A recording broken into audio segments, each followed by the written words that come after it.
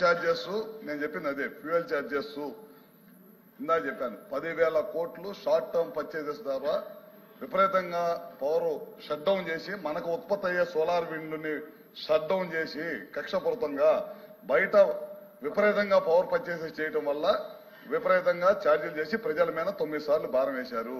మేమైతే కరెంటు ఛార్జీలు పెంచలేదు. వీళ్ళు 2022, 23 పెంచిన ఛార్జెస్ 22, 23, 23, 24 పెంచిన ఛార్జెస్ ఇవాళ ప్రజల మీద భారం పడింది. ఇది మేము పెంచింది కాదు, ముమ్మాటికి సభ ద్వారా మీకు తెలియజేస్తానని ప్రజలకు తెలియజేస్తానని గత అసెంబ్లీలో కూడా చెప్పాను, ఇప్పుడు కూడా చెప్తున్నాను. ఈ ప్రశ్న వేసే అర్హత మీకు లేదు, ఈ ప్రశ్న వేసే అర్హత లేదు. నేను మొన్న కూడా చెప్పాను, మీరు పెంచిన విద్యుత్ ఛార్జీలకి మీరే ధర్నా పిలిపెట్టడం ఇది విచిత్రమైన సంఘటన అడిగారు. దాన్ని కూడా ముమ్మాటికి మేము ఒక మాట చెప్తున్నాం సార్. విద్యుత్ ఛార్జీలు ఈ ప్రభుత్వం పెంచబోదు, ఈ ప్రభుత్వం దానికి కట్టుబడి ఉంది. మీరు పదే పదే సత్యదూరమైన మాటలు చెప్పి ప్రజల్ని మేమేదో విద్యుత్ ఛార్జీలు పెంచామనే సత్యదూరమైన మాటలు ప్రజల్లోకి తీసుకెళ్లే ప్రయత్నం గత కౌన్సిల్లో కూడా చేశారు, మళ్లీ ఇప్పుడు చేశారు. ప్రపంచంలో ఎక్కడ లేని విధంగా వీళ్లు పెంచిన విద్యుత్ ఛార్జీలకి వీళ్లే ధర్నాకి పిలుపునివ్వటం, అదేవిధంగా వీళ్లు పెంచిన విద్యుత్ ఛార్జీలకు వీళ్లే క్వశ్చన్ వేయటం అనేది ఇదే ప్రక్రియ కొనసాగుతుంది. ప్రజలకు తప్పుదాగే ప్రయత్నం చేస్తా ఉన్నారు. సార్ మీరు ఒకసారి వాస్తవాల్లోకి వెళ్తే మీరు చూడండి సార్, 2022, 23లో వీళ్ళు 8,113 కోట్ల రూపాయలు విద్యుత్ ఛార్జీలు పెంచి అప్పుడు ఈఆర్సీకి పంపించిన తర్వాత ఈఆర్సీ 3 నెలల్లో దాన్ని ప్రజల్లోకి తీసుకెళ్లాల్సిన దాన్ని తీసుకెళ్లకుండా 1 సంవత్సరం 8 నెలల పాటు పక్కన పెట్టి తర్వాత ప్రభుత్వమైన భారం వేసే ప్రయత్నం చేసింది. అదేవిధంగా 2023, 24లో కూడా 11,000 కోట్ల రూపాయలు మళ్లీ ఈఆర్సీకి పంపించారు. 9,400 కోట్ల రూపాయలు భారం వేసి మొత్తం 15,000 కోట్ల రూపాయలు భారం అంతా కూడా 2022, 23, 24 వేసిన భారమే అని చెప్పి మీ ద్వారా సభ్యులకు కూడా తెలియజేస్తా ఉన్నాను. ఇందాక రవిబాబు గారు అంటా ఉన్నారు మేము విండ్ సోలార్ ద్వారా ప్రజలకి మభ్య పెట్టాం. మేము ఎప్పుడు కూడా మభ్య పెట్టలేదు సార్. గతంలో 2014, 19 ఉన్నప్పుడు ఈ రాష్ట్రంలో ఎక్కడ లేని విధంగా 7,000 మెగావాట్లు విద్యుత్ ఉత్పత్తి తీసుకొచ్చాం.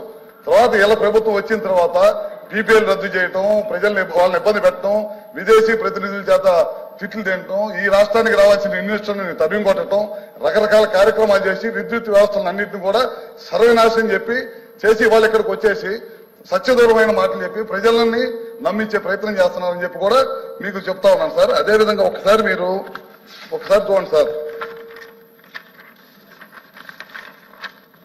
కృష్ణపట్నం ప్లాంట్ స్టేజ్ 2 అట్లానే వీటీపీఎస్ స్టేజ్ 5 ప్లాంట్లకి తెలుగుదేశం ప్రభుత్వం ఉన్నప్పుడు చాలా పెద్ద ఎత్తున ఖర్చు పెట్టి రాబోయే రోజుల్లో పవర్ పనిచేసే ఉండకూడదు, మన పవర్ మనమే ప్రొడక్షన్ చేసుకోవాలనే ఉద్దేశంతో చేస్తే ఆ రెండింటిని కూడా షట్ డౌన్ చేసేసి పవర్ కొత్తగా ప్లాంట్లన్నింటి కూడా నిర్మాణం చేయకుండా చేసేసింది. అదేవిధంగా పోలవరం ప్రాజెక్టు దాదాపు 900 మెగావాట్లు వచ్చే ప్లాంట్ ని 70% పూర్తయిన పోలవరం ప్రాజెక్ట్ ని అదేవిధంగా ఆ ప్లాంట్ కూడా అట్లానే వదిలేసింది అనమాట.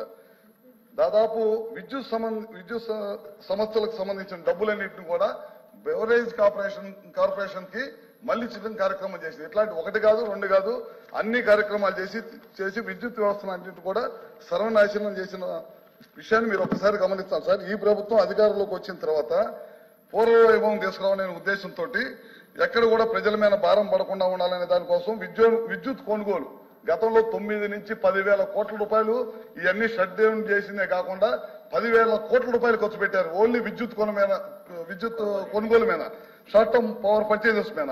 మా ప్రభుత్వం అధికారంలోకి వచ్చిన సంవత్సరంలోనే ఈ 10 నెలల్లోనే 60% విద్యుత్ కొనుగోలు తగ్గించేసి మన జెన్కోని కానీ వీటిని కానీ సమర్థవంతంగా నడిపి ఎక్కలేని విధంగా ఈ 3 నెలల్లో ఎక్కలేని విధంగా పవర్ ప్రొడక్షన్ చేసిన సంగతి వాస్తవం అని చెప్పి కూడా మీ ద్వారా తెలియజేస్తా ఉన్నాను. అదేవిధంగా తయారైన విద్యుత్ వేస్ట్ కాకుండా కేంద్ర ప్రభుత్వ సహాయ సహకారాలతోటి బ్యాటరీ స్టోరేజ్ కూడా తీసుకొని త్వరలోనే స్టార్ట్ చేయబోతున్నాం. టెండర్లు కూడా పిలిచాం, త్వరలోనే స్టార్ట్ చేయబోతున్నాం. ఇదే విధంగా ఇందాక అన్నట్టు విండ్ కానీ సోలార్ కానీ పిఎం కుసుమ్ వీళ్ళు వద్దని చెప్పి వెనక పంపించారు. పక్కనున్న మహారాష్ట్ర గాని కర్ణాటక గాని పిఎం కుసుమ్ తీసుకొని చాలా పెద్ద ఎత్తున పగలపూట రైతులకు 9 గంటల కరెంట్ ఇస్తా ఉంది. వీళ్ళు లెటర్ రాశారు కేంద్ర ప్రభుత్వాన్ని, మాకు అవసరం లేదని చెప్పి. ఇవాళ ముఖ్యమంత్రి గారు అధికారంలో చేపట్టిన తర్వాత కూటమి ప్రభుత్వం మేము అమ్మటే కేంద్రానికి లెటర్ రాసి మేము ఈ రాష్ట్ర ప్రభుత్వం పిఎం కుసుమ్ తీసుకుంటామని చెప్పి మొదటి విడతగా 1,00,000 కనెక్షన్లు తీసుకున్నాం. మళ్ళీ లెటర్లు రాసి 2,000 కనెక్షన్లు తీసుకున్నాం. 2 లక్షల కనెక్షన్లు తీసుకున్నాం. ఈ ప్రభుత్వం రైతులకి పగలపూట కరెంట్ ఇవ్వాలి. పొద్దునే 10 నుంచి సాయంత్రం దాకా 9 గంటల కరెంట్ ఇవ్వాలి. పిఎం కుసుమ్ తీసుకోవాలి. తద్వారా ప్రజలకు కరెంట్ ఇవ్వాలనే దానికోసం ఈ ప్రయత్నం చేస్తా ఉన్నాం. ఈ ప్రభుత్వం కట్టుబడి ఉంది. విద్యుత్ ఛార్జీలు పెంచలేదు, పెంచము. మీరు పెంచిన విద్యుత్ ఛార్జీలు మాత్రమే ప్రజల మీద భారం పడింది. ఇది ఇప్పుడు కాదు చెప్తాం, గతంలో కూడా చెప్పాము. ఇది పదే చెప్తున్నాం.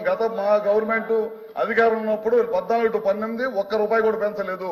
మీ ప్రభుత్వం అధికారం వచ్చిన తర్వాత గడిచిన 5 సంవత్సరాల్లో 9 సార్లు విద్యుత్ ఛార్జీలు పెంచిన ఘనత మీది. మా ప్రభుత్వం ఎట్టి పరిస్థితులు, మా ముఖ్యమంత్రి గారు కానీ మా కూటమి ప్రభుత్వం కానీ ఎట్టి పరిస్థితుల్లో ₹1 కూడా విద్యుత్ ఛార్జీలు పెంచమని చెప్పి ఈ సభ ద్వారా సభ్యులకి ప్రజలకు కూడా తెలియజేస్తున్నాము.